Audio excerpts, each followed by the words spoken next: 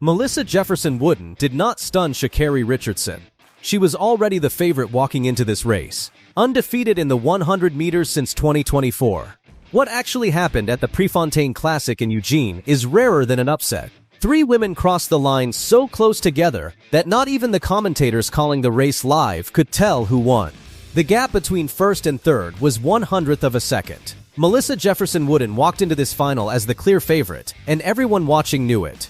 She had not lost a 100-meter race since 2024, a full undefeated season sitting behind her. In her semifinal heat, she looked completely comfortable, barely working through the final 50 meters, which is exactly why commentators picked her to win the whole thing before the final even started. But Sha'Carri Richardson was not walking in as an underdog either. Her form had gone quiet through most of 2025, but coming into Eugene, she looked like the version of herself that won the World Championship in 2023 and took Olympic silver in 2024. This was not a story about a nobody chasing a champion. This was two proven champions colliding at full strength. The final field was loaded from lane 1 to lane 9. Dina Asher-Smith of Great Britain, the 2019 world champion at 200 meters and British record holder at both 100 and 200 meters. Someone who has never once won an individual Olympic medal despite that resume. Shericka Jackson of Jamaica, a two-time 200-meter world champion and the second fastest woman to ever run that distance, behind only Florence Griffith Joyner. Teenie Clayton, the collegiate record holder who had run 10.63 seconds to become the fastest woman in the world that season. Still only 20 years old. Favour Ophelia of Nigeria in lane 8, and Shanti Jackson, the current high school 100-meter record holder and daughter of 2005 world champion Bershawn Jackson. When the gun went off, Jefferson-Wooden got out sharp and took the lead through the middle of the race. Richardson was fighting to close the gap the entire way, and coming off the final 30 meters, it looked like she had the momentum to take it. At the line, it was too close to call in real time. Commentators watching live actually thought Richardson had won it. Then, the photo finish came up on the board.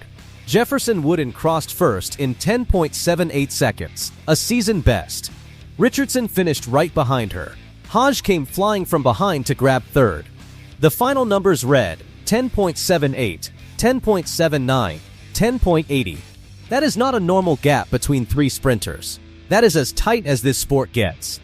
Women's 100 meters. Hodge gets a good start, but not as good as Jefferson-Wooden. Jefferson-Wooden's out sharp. Clayton on the far side got a good start as well, and then Richardson's trying to get back amongst it. Yeah, this is going to be very tight on the line. It could just be Jefferson-Wooden. So close. Richardson thinks she's got it. I'm not sure. We'll have to wait. I thought Jefferson-Wooden just held on enough there. It's very, very close. Hodge finished quickly as well. 10.78. It will be legal, whoever gets the win. Let's just wait and see. Richardson seemed happy either way. She definitely thought she had it. But for me, it was Jefferson-Wooden who just held on. It was a good start from the world champion, Sha'Carri Richardson. Frustratingly throws her photo finish away. Knows she was close, but not quite there. Yeah, Jefferson-Wooden led most of the race, didn't she? Richardson looked guilty of not dipping.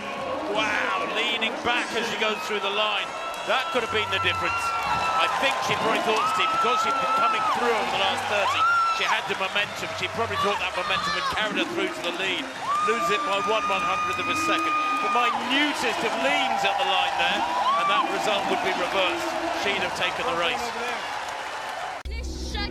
Sha'Carri. Hi, I'm Sha'Carri Richardson. Sha'Carri Richardson. Sha'Carri Richardson. It's an incredible performance from Sha'Carri Richardson.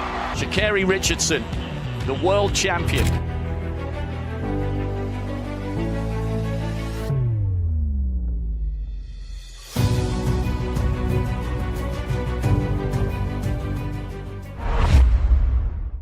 Sha'Carri Richardson did not break a world record. What she actually did in a tiny Australian town is rarer than that. She started 9 meters behind the entire field, with 0 head start, against a system built to stop exactly what she was trying to do. And she still won. Only 2 other women in history have ever pulled that off.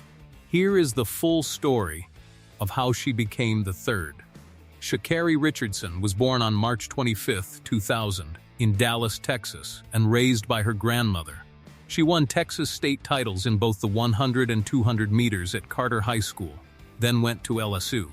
In 2019, at just 19 years old, she broke 2 world under-20 records on the same day at the NCAA Championships. She qualified for the Tokyo Olympics by winning the trials in 2021, then tested positive for cannabis and got suspended. She missed the games, she owned the mistake, and came back.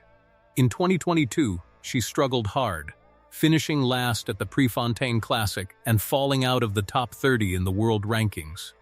People wrote her off. Then in 2023, she won the World Championship in the 100 meters in Budapest, running 10.65 seconds, a championship record, and added relay gold the same week.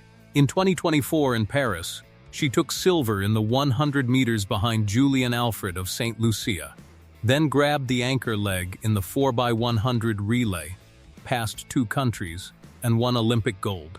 That is who showed up in Stawell, Australia, on April 6, 2026. An Olympic gold medalist, a world champion, 26 years old and at the peak of her powers. But the Stawell gift does not care about any of that. This race has been running since 1878, making it 148 years old, older than the modern Olympics itself. It happens every Easter weekend in a small town about 235 kilometers west of Melbourne, on a grass track with a slight uphill slope. And here is what makes it brutal. Every runner starts from a different spot on the track. Organizers study each athlete's past results and give slower runners a head start, sometimes 8, 9, even 10 meters closer to the finish line. The fastest international sprinters start from scratch, meaning 0 head start, all the way at the back. The idea is that everyone should cross the line at the same moment. In real life, someone always wins, and it is almost never the fastest person on paper. In the Saturday heats, starting from scratch with that 9-meter hole to climb out of, she won hers in 13.82 seconds. Her training partner, Christian Coleman, a former world champion in the 100 meters, also advanced, winning his heat in 12.68 seconds. Over 6,000 fans packed the stadium for finals day, with cameras rolling for national television. Then Richardson almost blew the whole thing before the final even happened. In her semifinal, she was closing hard on the field, right where she needed to be. And then in the final meters, she stood up too early.